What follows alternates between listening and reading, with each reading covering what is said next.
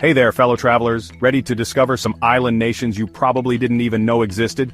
Buckle up, because we're about to take you on a sarcastic tour of the world's most obscure paradises. We're talking about places so remote, so off the grid, that even Google Maps throws up its little digital hands in defeat.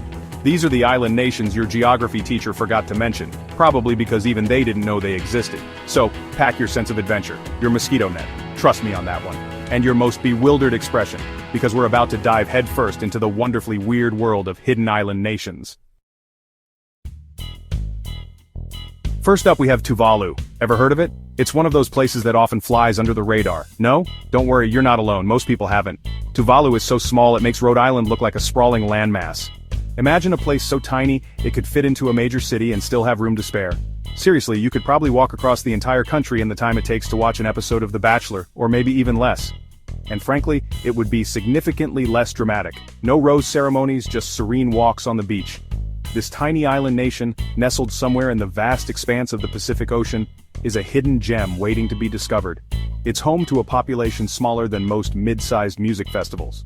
Imagine a whole country with fewer people than you'd find at a weekend concert. And while their carbon footprint may be tiny, their existential threat from rising sea levels is very, very real. The island is on the front lines of climate change. But hey, let's focus on the positives. There's so much beauty to appreciate. Tuvalu boasts pristine beaches, crystal clear waters, and a distinct lack of traffic jams. It's a paradise for those seeking tranquility. So if you're looking for a vacation destination where you can truly get away from it all, this might be your perfect spot.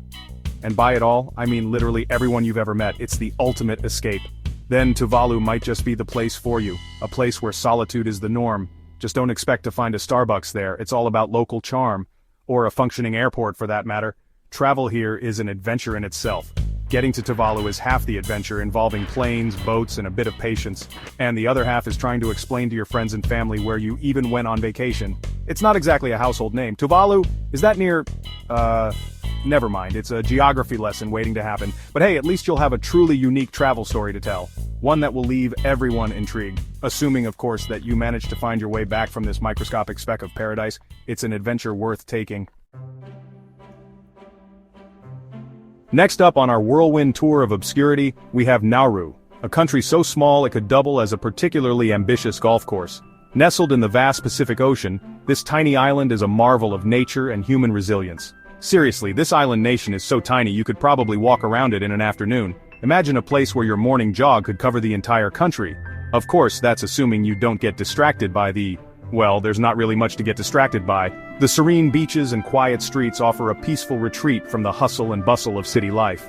Nauru is known for its phosphate deposits, which, to be fair, are pretty impressive if you're really into phosphate. These deposits have played a crucial role in the island's economy. But for those of us who prefer our vacation destinations with a side of, actual things to do, Nauru might not be at the top of the list. The island's charm lies in its simplicity and tranquility. Unless, of course, you're a bird watcher. Nauru is a haven for seabirds, which is great news for bird enthusiasts, and slightly less great news for anyone who's ever had their car pooped on by a bird.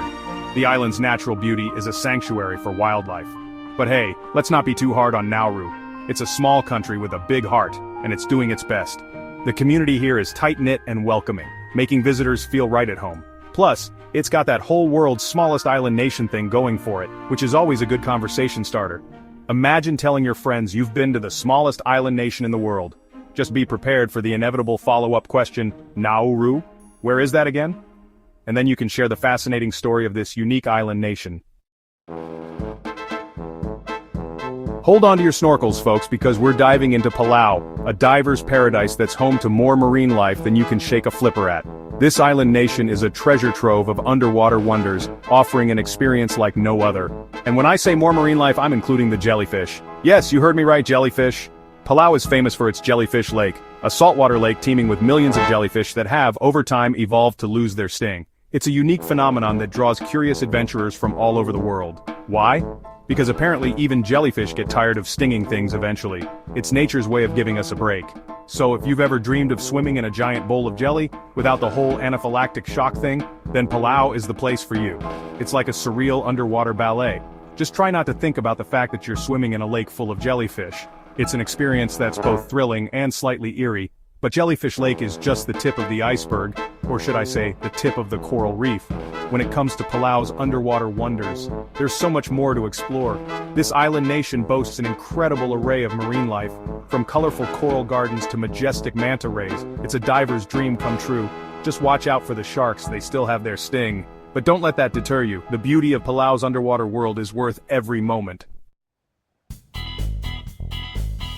Chapter 4. Kiribati, 33 islands, endless confusion. Welcome to Kiribati, a country so spread out it makes Canada look positively cramped. Seriously, Kiribati is scattered across 33 atolls and reef islands, spanning a vast area of the Pacific Ocean. It's like someone took a perfectly good country and decided to play a game of geographic Jenga with it. And to make things even more confusing, Kiribati is located across the international date line, which means that some parts of the country are a day ahead of others. So, if you're ever feeling jet lag, just hop on a plane to Kiribati and experience the disorienting joy of time travel. Or, just stay home and change your watch. Your call. But despite its geographical challenges, Kiribati is a beautiful and culturally rich country. It's home to friendly people, stunning sunsets, and a unique way of life that revolves around the ocean. Just don't expect to find a Starbucks there, or a reliable internet connection, or a clear understanding of what day it is. Chapter 5. Comoros, so obscure even Google Maps gave up. Next up on our island-hopping adventure, we have Comoros, an island nation in the Indian Ocean that's so off the radar, even Google Maps has trouble finding it. Seriously, try typing Comoros into your phone and see what happens. Chances are you'll get a lot of confused emojis and a message that says, "Did you mean Comoros Islands?" Because we have no idea what Comoros is. But trust me, Comoros exists. It's right there, nestled between Madagascar and Mozambique, just minding its own business and trying to avoid being accidentally colonized by passing ships. And while Comoros may not be the most well-known tourist destination, it's got a lot to offer intrepid travelers. Think pristine beaches, lush rainforest, active volcanoes, because who doesn't love a little danger on vacation? And a unique blend of Arab, African, and French influences. Just don't expect to find a Starbucks there, or a reliable internet connection, or a clear understanding of what language people are speaking. Chapter 6. Sao Tome and Principe, where time takes a vacation, permanently. Welcome to Sao Tome and Principe, a two-island nation off the coast of Africa that's so remote, it's like the world's best-kept secret. Seriously, this place is so laid back, even the turtles move in slow motion. If you're looking for a vacation destination where you can truly disconnect from the hustle and bustle of modern life, Sao Tome and Principe is the place for you. There's no Wi-Fi, no traffic lights, and no reason to wear anything other than a swimsuit and a smile. Just don't expect to find a Starbucks there, or a reliable internet connection, or a clear understanding of what century it is.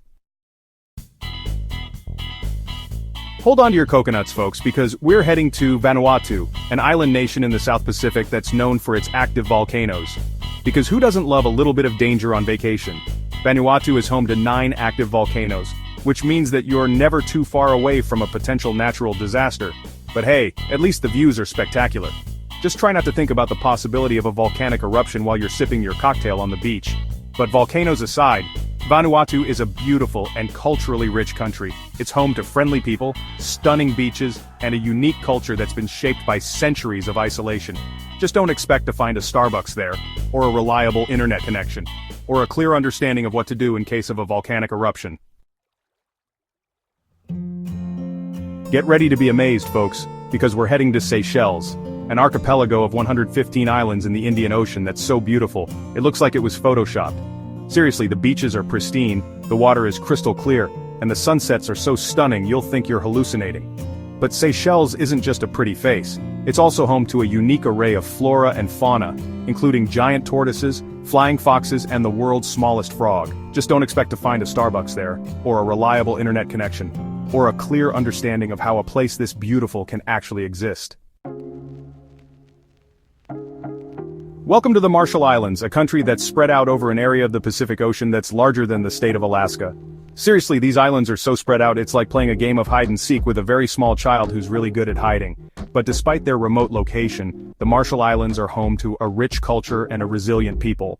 The islands have a long and storied history, and their people have a deep connection to the ocean. Just don't expect to find a Starbucks there, or a reliable internet connection, or a clear understanding of how to get from one island to the next.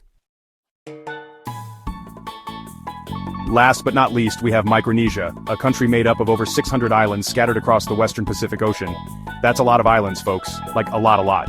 If you're the indecisive type who has trouble choosing a vacation destination, Micronesia might not be the best choice for you. With so many islands to choose from, you'll be paralyzed by indecision. Should you go to Yap, known for its giant stone money? Or Chuck Lagoon, a world-renowned scuba diving destination? Or maybe you'd prefer Pohnpei, home to the ancient ruins of Nan Madol? The possibilities are endless. Or at least they are until you realize that getting from one island to the next can be a logistical nightmare. But hey, that's all part of the adventure, right? And there you have it, folks. 10 island nations you probably didn't know existed. So next time you're planning a trip, why not consider one of these hidden gems? Just don't blame us if you can't find them on a map, or if your attempts to explain their location to friends and family are met with blank stares. Happy travels. And remember, if you find a Starbucks on any of these islands, please let us know. We're desperate for a decent latte.